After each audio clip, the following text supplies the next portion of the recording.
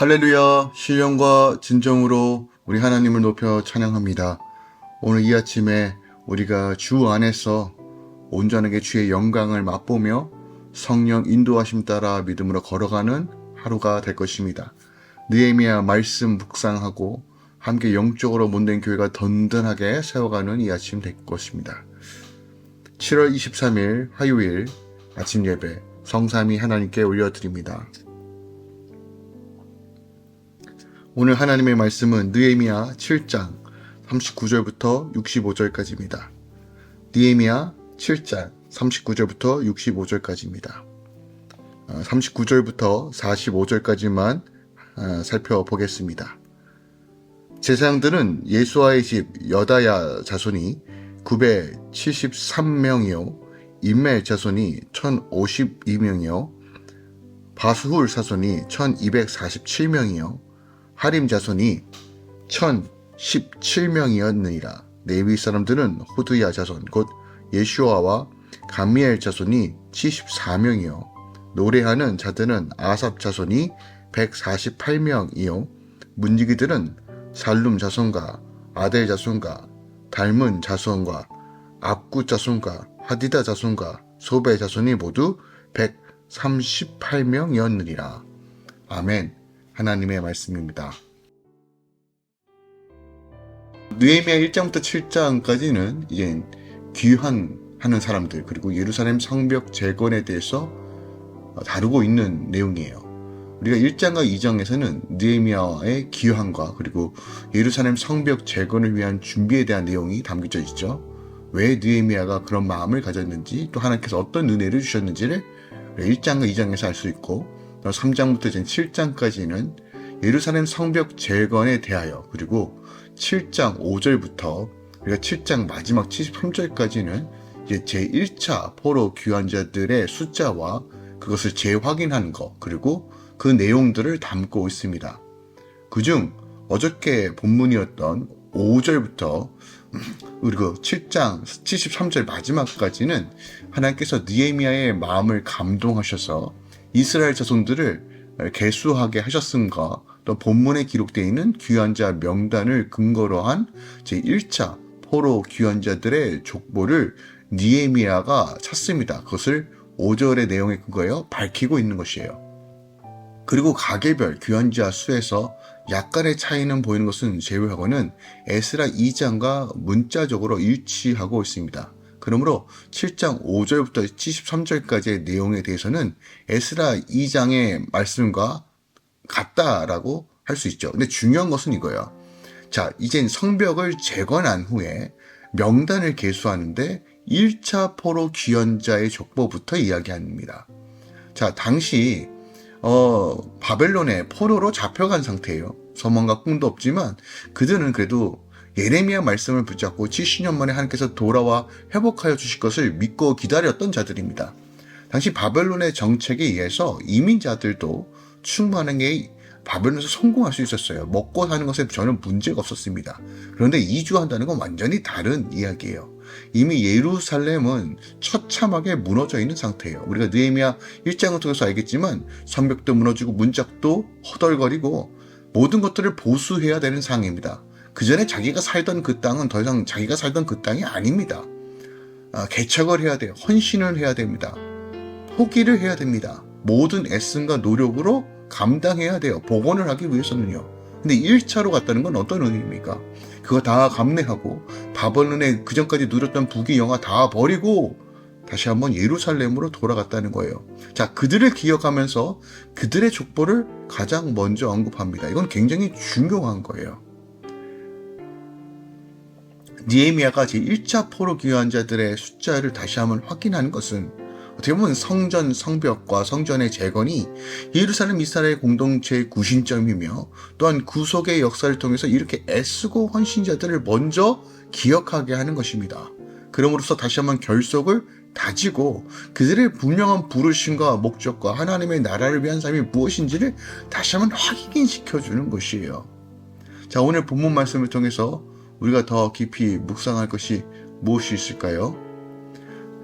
마찬가지로 앞서 말씀드린 것처럼 1차 포로 귀환자들은 자기가 누리고 있던 그 모든 것들을 버리고 다시 한번 수고하고 애쓰며 다시 한번 복음과 회복을 위하여 예루살렘으로 돌아온 자들입니다.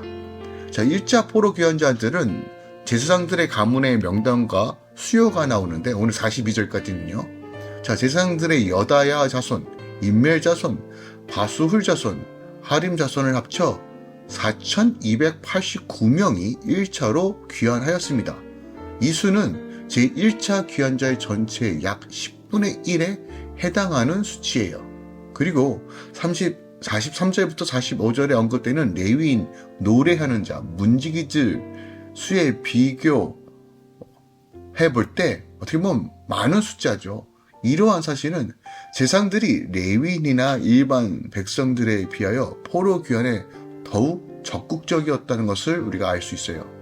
그러니까 이 사람들을 재건은 예루살렘 성전이 새로이 제사장제를 수행코자 하는 열의에 차서 적극적으로 귀환자 무리의 대열에 참여한 것입니다.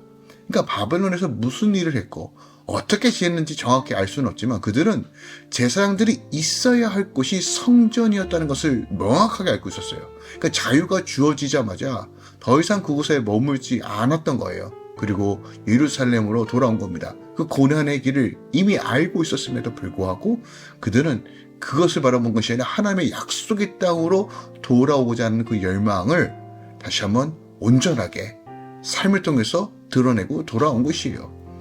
여러분, 이처럼요, 하나님 나라는요, 그의 일을 사모하고 또한 그 사모함과 언약을 붙잡고 나가는 사람을 통해서 이루신다는 명확한 말씀이 오늘 본문에 기록되어 있어요.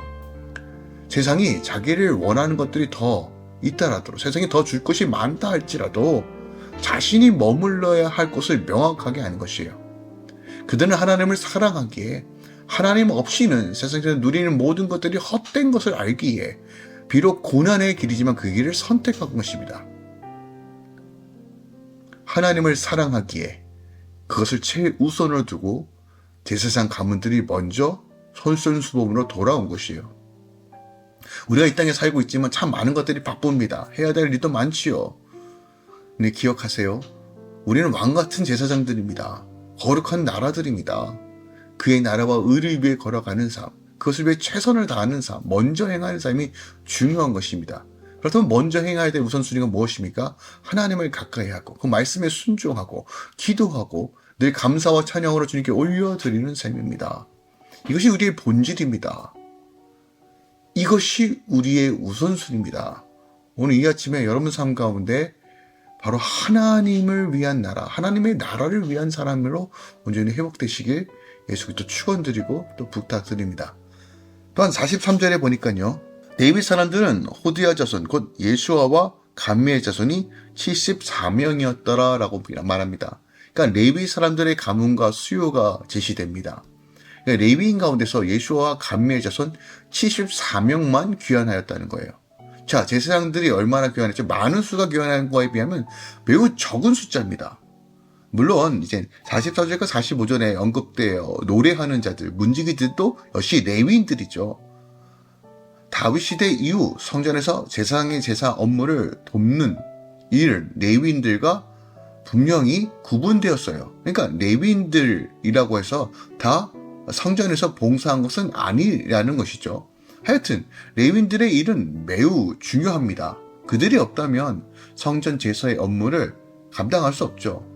근데 그 레위인들이 불과 74명만 귀환하고 제1차 포로 귀환 시대에 이스라엘은 하나님의 제사를 드리는 일에 많은 어려움을 있었다는 것을 우리가 어느 정도 예측할 수 있겠죠.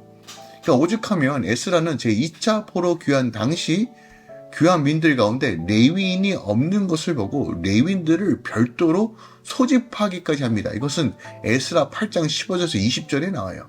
그러니까 에스라는 성전 제사 제도가 레위인의 부족으로 인하여 온전하게 확립되지 않는 것을 알고 특별히 레위인들의 귀환을 독려했던 것이에요.